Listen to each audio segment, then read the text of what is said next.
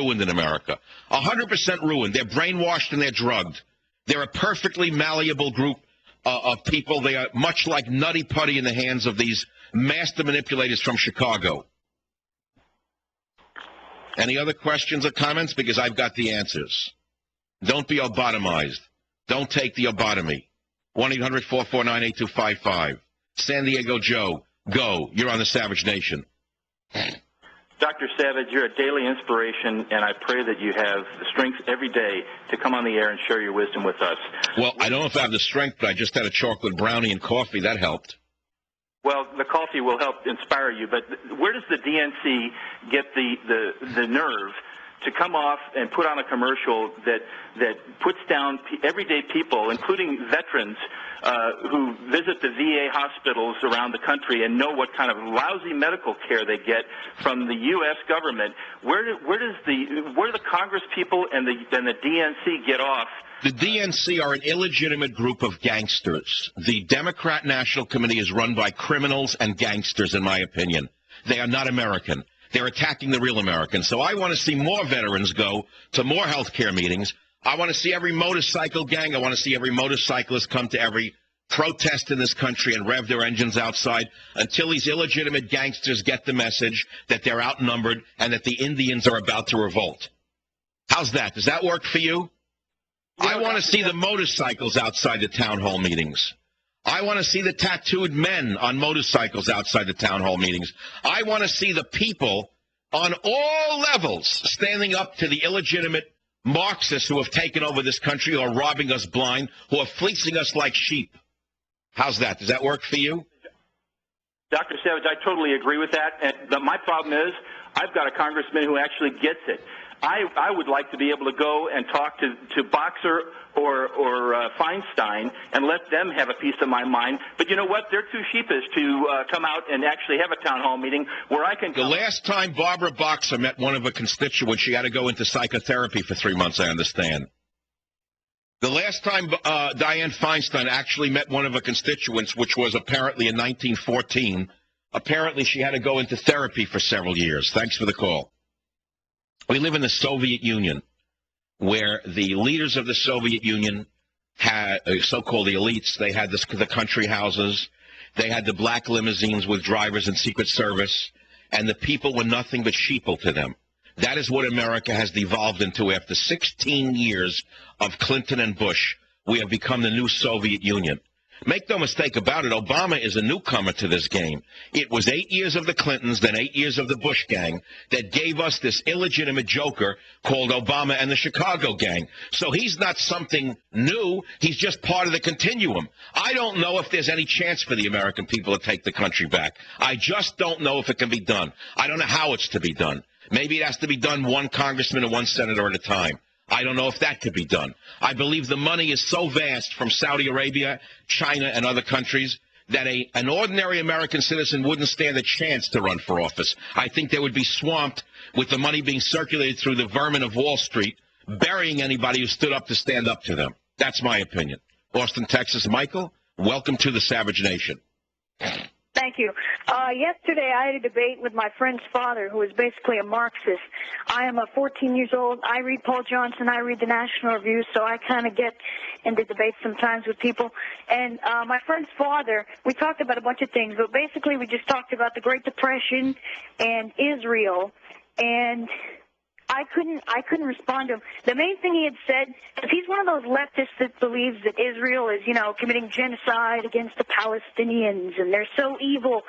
And so, in other words, he's a Jew-hating loser. What's new about that? The Nazi Party was built on that. Yeah.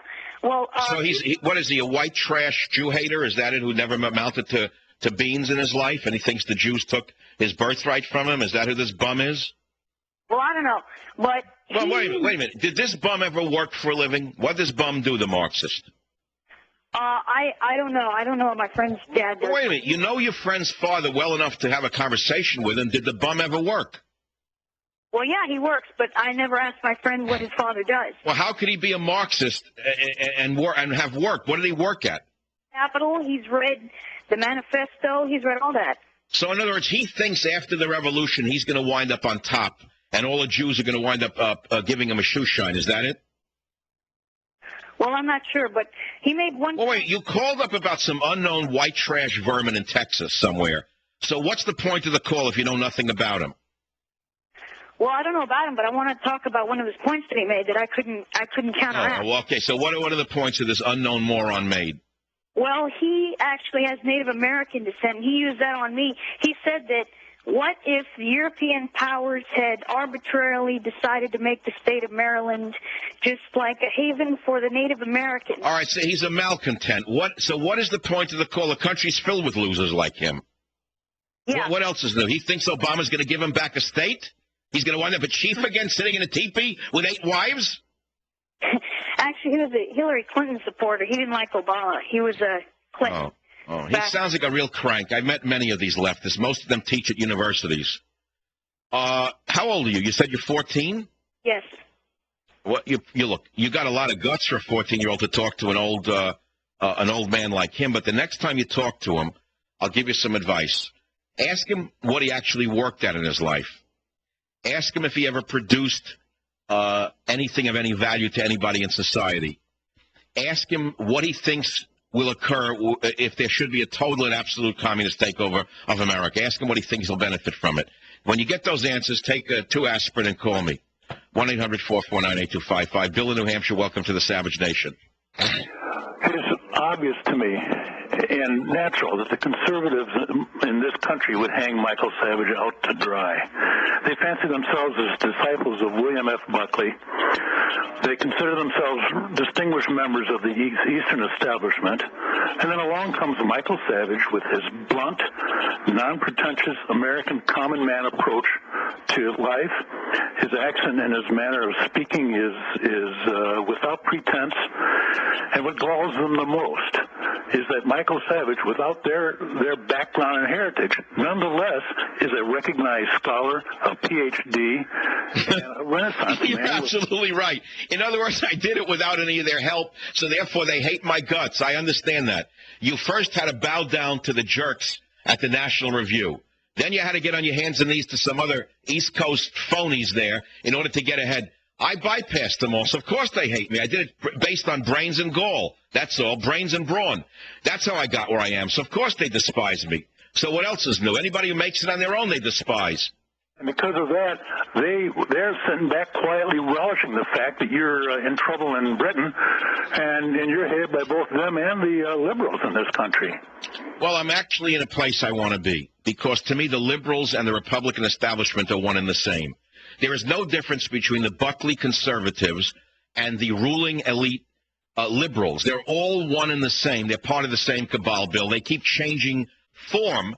But remember, it was 8 years of the Clintons and then 8 years of the Bushies that gave us Obama. So what's the difference between the Clinton establishment and the Bush establishment? Virtually nothing. Nothing. Nothing. Do not retire.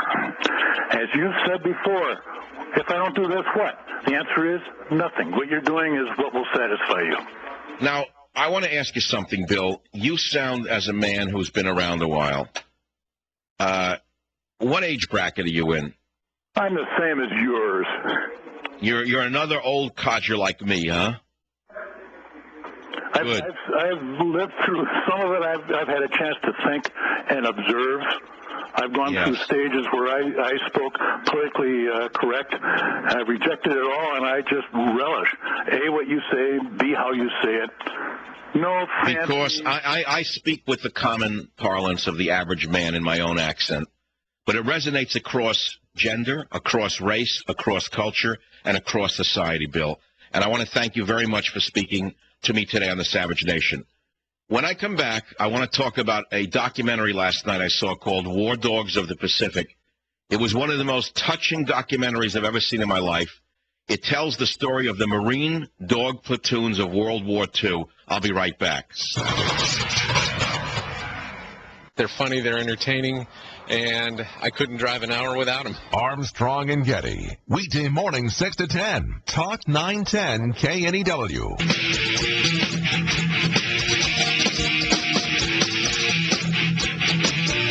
I never picked him out, he picked me out. They trained for 8 hours a day. That's the only person the dog knew.